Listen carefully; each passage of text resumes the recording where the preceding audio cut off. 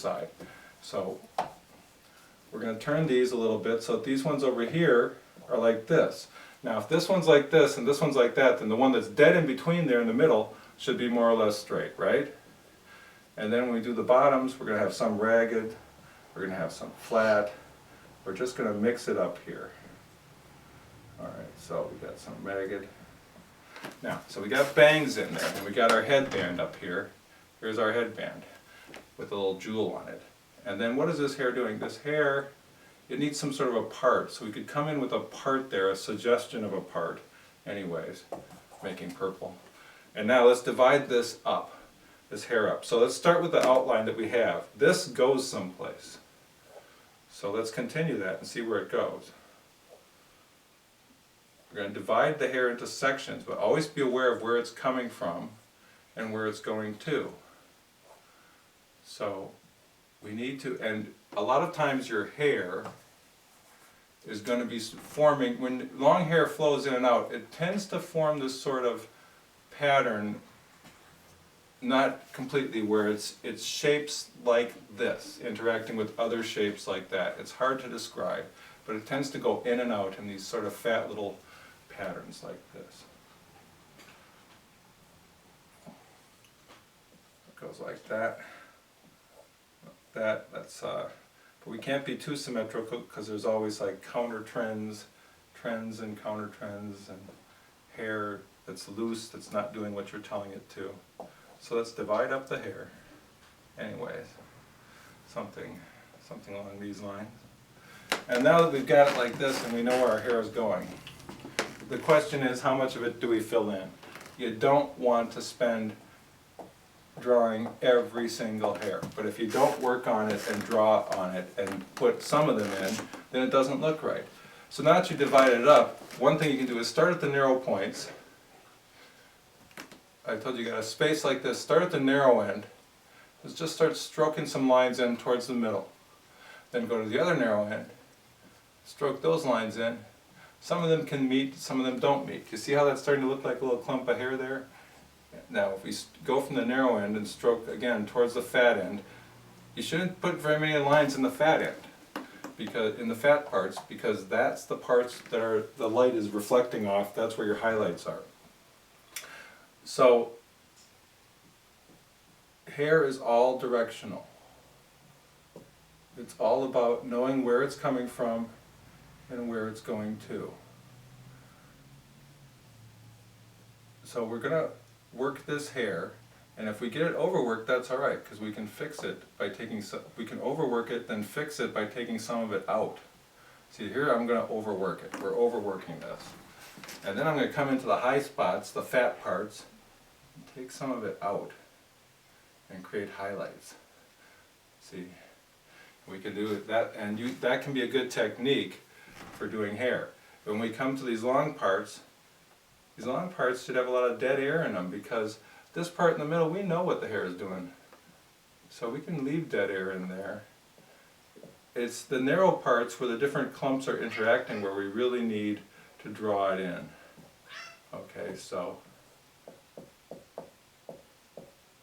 I'm overworking this back here, and then I would take a little bit out there, a little bit out there, and you can judge for yourself. But overworking and then backing off is one way to do it. You know when it's overworked because it looks like crap. And you're saying, oh, all my stuff looks like crap. No, it doesn't. Don't be hard on yourself. It takes a lot of practice to draw. So you start to get the idea there.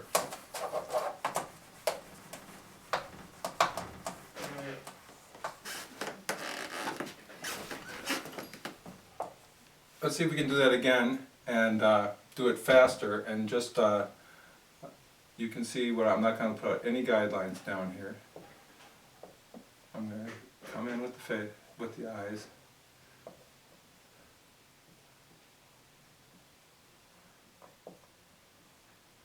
And let's make beautiful lashes.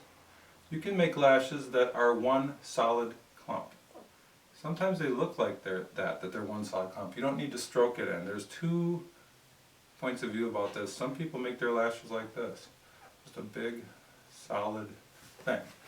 So, and let's come all the way down, and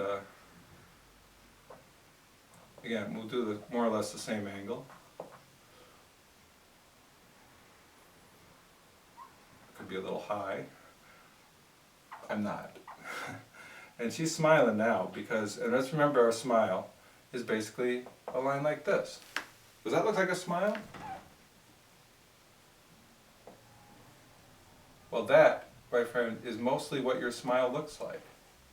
If you smile as big as you can, your mouth is not going to do this, no matter how hard you try to smile. That top line is going to be more flat than curved. So if you want a realistic smile, you're going to make this line mostly flat, bowing up, put it up at the corners, come down here, show however much tooth you want to show. Not going to show too much. Again, let's do, again, if we go with our little U shape in the middle and come out there, we can make a fairly nice lip. Now, this lip is stretched. When the lip is stretched, when the lip is flat, you can get that tuck up in the middle. When the lip is stretched, that's going to disappear. So when the lip is stretched, it's basically a tube. Now we don't want to connect this line to that line. Don't ask me why. It just looks better when it's not connected. So don't always connect those lines.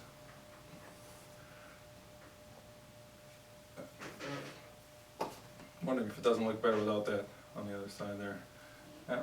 See, but that's not in the right place.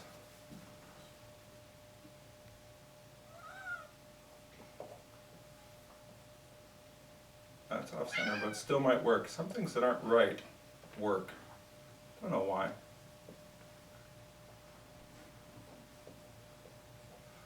So anyways,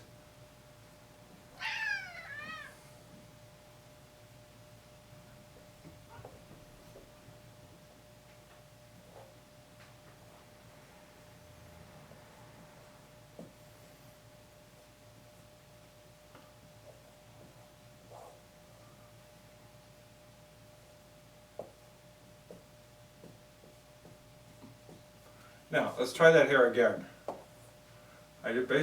My intention was just to try the hair again, but I got caught up in the face. Again, divide these bangs.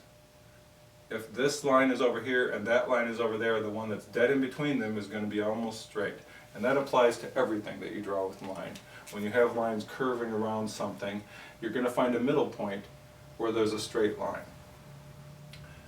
If I have a tube and it's coming at me, the lines go like that. But then when it starts going away from me, they're going to reverse direction. Or, let's see.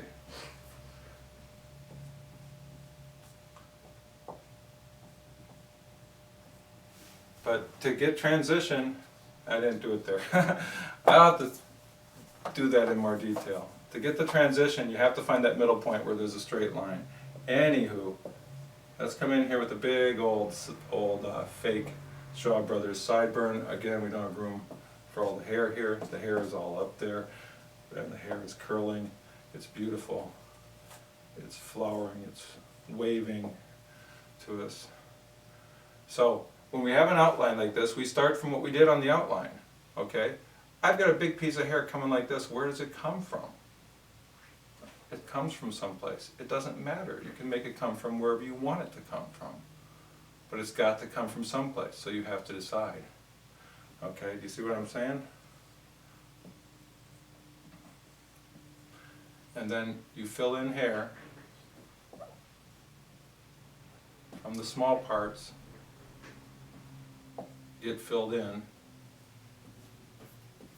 to the big parts. The big parts get filled in less.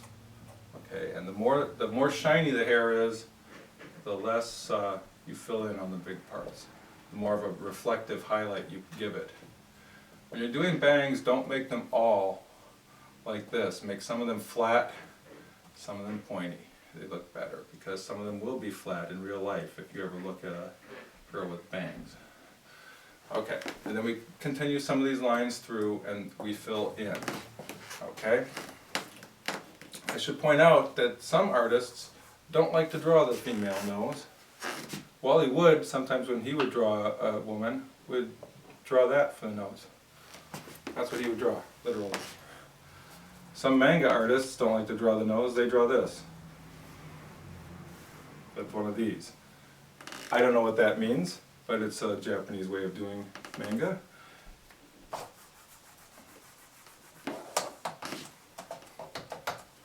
Let's check the time here. I think we're about out of time on that. Anya, can you give me a cut?